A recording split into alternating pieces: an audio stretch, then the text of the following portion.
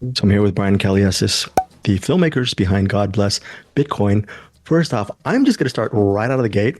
Can you guys talk about having Natalie Brunell from Coin Stories as a collaborator on this project? Because I think that was a great move on both your parts. Well, thank you. Natalie is one of our favorite people. We have so much respect for her. So when she agreed to be a part of this, we were very, very grateful. One of the things I love most about Natalie is that she understands that Bitcoin is hope. She is part of the millennial generation. They are the first generation that will not be better off than their parents because of the dilution of our monetary system through the printing of money. And she really gets that Bitcoin is a way for them to be able to do the things that they've dreamed of doing, buying a house, getting married, having children. So having somebody who believes in it so strongly, it only is good. And plus, she has her master's degree from USC and her undergrad from Pepperdine in broadcast journalism. She's an Emmy Award nominated, winning and nominated um, not filmmaker, I'm sorry. Reporter. Reporter. Thank you. Lost my words there. So we could not have been in better hands. We were lucky to get her. She was a great get. Brian, years ago when you started to read that white paper, how have things progressed since then? You were passionate then. How has your passion changed or maybe elevated over the years since reading that first day you read that white paper? Yeah, so it's a funny story. So when I first read the white paper 10 years ago, Bitcoin was around $100, and I didn't know anything about it. I thought it was a scam. Like I thought it was like a pump and dump scheme. I saw Cameron and Tyler Winklevoss on CNBC talking about it with Andrew Ross Sorkin, and it was like I said, $98, right around 100. And so I put it on my watch list because I was just curious. I watched it go from 100 to 1200. It crashed down to 300, and as a value investor, that's when I get interested, is when it went down like 70%. I thought maybe the suckers got washed out. Let me see if there's any value here. And so that's when I read the white paper in 2014. And the first time I read it, I really didn't get it. I read it a second time, it kind of clicked a little bit. The third time I read it, though, I just understood. I understood how we're going to use this technology, blockchain technology, to rebuild our financial system and get it off the banking and the credit card system. And it just clicked. I couldn't sleep for like a week. I would lay in bed. Kelly would yell at me, like, what's wrong? I'm like, I can't sleep. And she could feel the heat radiating off my body because I was just so excited. And I just told her, like, a couple of weeks later, I was like, I have to get out of the business I'm in, which I was a financial advisor, and I want to go into building blockchain companies. And she thought I was crazy. And so she put down the rules to allow me to do that. And so we hit those milestones, and then I sold my practice, and yeah, I started helping build, finance, and mentor blockchain companies 10 years ago. Ellie, on your respective passion for Bitcoin, you also have a huge passion for financial literacy and Yeah. teaching families and their kids about financial literacy. Over the years, with Bitcoin, how have you seen from your POV their lives change with just instilling that knowledge that Bitcoin is a store of value? It's a way, it's not just about price acceleration or, pump and dump schemes and whatnot. It's a way to actually it could be a generational way of actually storing your wealth. How have you seen their lives change, I guess, from your POV? So I don't I don't get into what my families that I've worked with have done as far as with their money. The families I work with have grown up in generational poverty. First of all, they don't have a lot of disposable income to even put anywhere. They are living paycheck to paycheck. They're doing our best. My financial literacy classes taught them about how our system works, how banks work, how credit and interest work.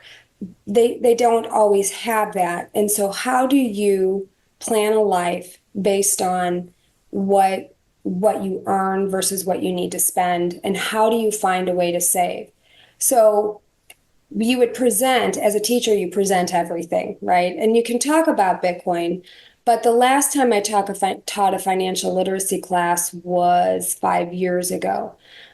So I don't know what those parents have done. I have moved into another direction in education in the last 5 years, but I talk with my students all the time because they ask me, do you know about Bitcoin? Do you know about they're always asking because they know that Brian is a financial in finance. So they're always trying to figure out, is this a good, should I do this? And I say, we cannot give financial advice, And but not financial advice. I can send you to some places where you can learn about it. And if you have questions, always feel free to ask. But And it's all about education, that's right. like, because when I grew up, I didn't know anything about the financial system. Mhm. I went to University of Illinois, got my degree in economics, did my study abroad at Cambridge University, the London School of Economics. I got my MBA from Washington University, and I still didn't know anything about the financial system.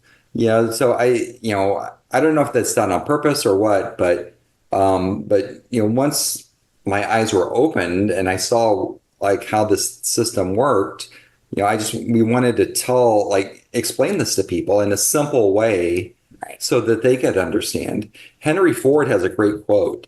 Henry Ford, his quote is something to the effect that if people understood the financial system, then there would be a rebellion the next day. And I think the same thing. Like it's an unjust system the way it works, and we want to expose this and let people learn about it and just understand there's an option. You can opt out of that system, and you can go into the new system we call Bitcoin, and you have a choice. You don't have to stay in the system that the government has put in front of you. Can you guys speak to the fact that okay, the name God Bless Bitcoin? Some people might think, oh, is this a denominational documentary? Actually, no, can you guys speak to the fact that it's sort of a unifier, no matter what religion you are? I think that's really interesting about your documentary. Also, we're talking about monetization and whatnot. Your documentary will be available on your site on what date? Is it July 25th? July 25th. For free. Can you just speak to those two elements, which I think is really great about your documentary? Talk about the capital. Okay, so I'm the one who came up with the title, God Bless Bitcoin. And people keep asking me, well, are you saying that God loves Bitcoin? And let me make this very clear. I don't know what God loves because that's way bigger than anything that I am capable of talking about. It is really more of a prayer. God, please bless Bitcoin. We believe, and I think that the film will show, that Bitcoin is a more ethical and moral form of money than what we have currently. Currently, our system excludes those who need it the most. It takes from the poor and the middle class and puts money in the hands of those at the tippy top. Whereas Bitcoin is decentralized, it's open source, it's for everybody. Whether you are a garbage collector or you are a neurosurgeon, you can buy Bitcoin. It is open to all. And so then that, because it also has a cap of 21 million and can't be diluted, it allows everybody, the garbage collector, the neurosurgeon, to create a store of value. God, please bless this money. Help us. We are in a mess here. It's really just that. It's something very simple. And God is whatever you call God, right? We do explore the five of the world's religions, the biggest. So Christianity, Judaism, Islam, Hinduism, and Buddhism. So all of those are under the name God. It's just, please help us fix this system that we're in, and maybe this is the answer. And if so, could you bless it? And the reason that's important too is because for 3,500 years, we as humans used gold and silver as money. And then in 1971, President Nixon took the US off the gold standard, and then all the other countries followed after that. So we've been running an experiment for 53 years, and that experiment is failing. And so when it completely fails, we will opt back in to a hard money system. And I don't think we're going back to gold. I think we're going to the new version of gold, which is Bitcoin. And that's why it's important that people educate themselves on what this is all about so that you could choose, if you want to opt into this new system and get out of the experiment that we've been running. No one can predict the future, but how do you guys feel just in general, just watching as just normal human beings, the fact that maybe Bitcoin or maybe even altcoins and cryptocurrency, but primarily Bitcoin might be a talking point in the elections, coming up with, with the Bitcoin conference next week in Nashville, that's coming up. I don't even know if Trump might be scheduled. And I think Vance is also a Bitcoin owner. It's part of his Yeah, investments. it's already in the political realm. So Robert F. Kennedy, who's running as independent, he started supporting Bitcoin a year ago. President Trump announced, or I guess it was about a month ago, his support of Bitcoin. He's actually giving the keynote address at the Bitcoin conference in Nashville on July 27th. And there are news reports today that are out that he's going to support the creation of a U.S. Fort Knox for Bitcoin and authorize the Treasury to have a strategic reserve of Bitcoin for the U.S. government to buy Bitcoin. And the U.S. government already owns 204,000 Bitcoin, and it controls the fifth largest Bitcoin wallet in the world. So he's on it, so they want to, his proposal is to increase it higher than that. So so I think it's going to be a pretty exciting conference next week in Nashville. So along with the conference, can you guys talk about your website? People can go to your website, assuming you have a YouTube channel, to check out your documentary. Talking about that creative decision to make it sort of pretty much a public service for people to educate them on Bitcoin, as opposed to making it more of a self-service to gain a profit from your documentary. It seems like a very generous thing that both of you guys are doing with this documentary. So, in the spirit of the Bitcoin community, and everybody who participated in this film did so out of the kindness of their heart. We didn't have to pay. They just said, yes, I'll give you my time. Yes, I believe in this. Let us help you. That is sort of the spirit of the Bitcoin community. But also the creator of Bitcoin, Satoshi Nakamoto, he gave us Bitcoin for free. He put it out there in his white paper. He didn't charge for it. He didn't build a business off of it. He gave it to the world for free so that we might opt in. And so we did a lot of talking back and forth about how do you do this? How do we want to do the release of the movie? And we realized that the people who need to see it the most are the people who probably don't have $10 of disposable income to watch a documentary. So let's take the friction of the cost out and let's put it out there and see if people can learn something and open their eyes to what's going on with our finances and their money as well. So we want to thank you for helping in that Yes, effort. I mean, definitely. by you interviewing us, you're helping us get the message out so people can go educate themselves. So thank you. Very much. Oh, thank you guys for the documentary. Final couple of questions. Just either of you can answer this. Playing devil's advocate and saying, okay, we understand with inflation and fiat currency and printing money, that's not a very good thing. Bitcoin is a store of value, but if one is using Bitcoin to live off maybe purchasing coffee and whatnot, right? It's still a taxable event. How does one get around that? And, just playing devil's advocate on a day-to-day living, I understand the store value stuff. I understand the longevity of it, but it's just that annoying little needling taxable event thing that I'm sure some people like me get worried about. So, No, it's actually huge. So in 2014, the IRS declared Bitcoin as property, and therefore it's taxable. So whenever you spend your Bitcoin, you have to report to the IRS on what's called a Schedule D. Like, what did I pay for the Bitcoin when I bought something with it? You're selling it. So what did I sell it for? And then you have to pay a tax on the difference. And so it's so cumbersome, people don't use it as currency inside the US. You go outside the US, countries like Germany, Singapore, Portugal, Switzerland, Hong Kong, it's tax-free. So people outside the US use Bitcoin like currency. Inside the US, because of that ruling that Bitcoin's property, it makes it inefficient for a time to use it. It makes it too cumbersome. But there's something important that happened last month. When the IRS said that Bitcoin's taxable as property, that did not go through Congress. Congress is the one who sets tax policy. last month, the Supreme Court overturned the Chevron doctrine.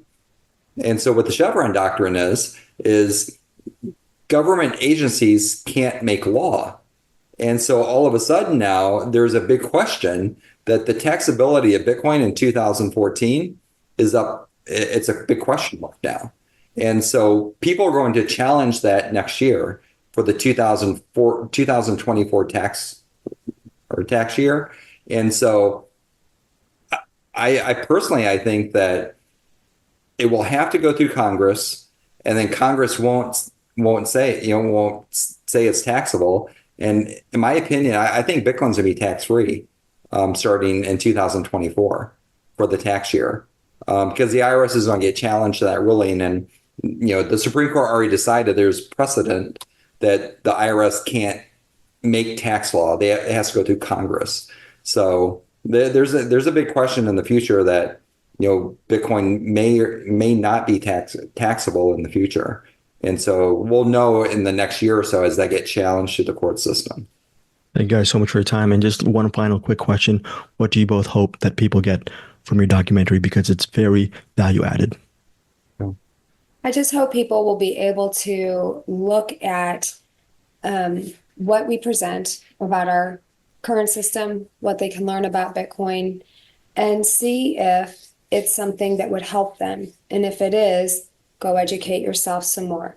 Always learn. Always be open to finding out more and discovering what will work better for you as a way to live your life financially. And hopefully, it would be great if we could find a way to not only support ourselves, but be able to have enough to be able to help others. So let's see if we can fix our current financial system so that people have more to give as well.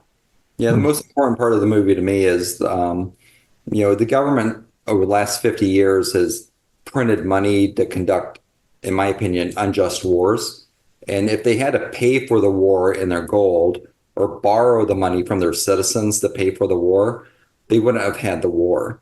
And so if we're on a Bitcoin standard, it's on preventing governments from printing money. And therefore, we in the world will have more peace and unity because we won't be able to print money to go kill people in foreign countries and have these unjust wars like we've had for the last 50 years. So, I think Bitcoin actually brings the world together and has, peace and prosperity. Okay, so for more education and insights on Bitcoin, please go to godblessbitcoin.com. So for education and insights, and definitely not financial advice. Thank you guys so much for your time, and I really appreciate it. Thank you. Thank you so much. All right. You take care. You too. Bye-bye. Bye-bye. Bye-bye.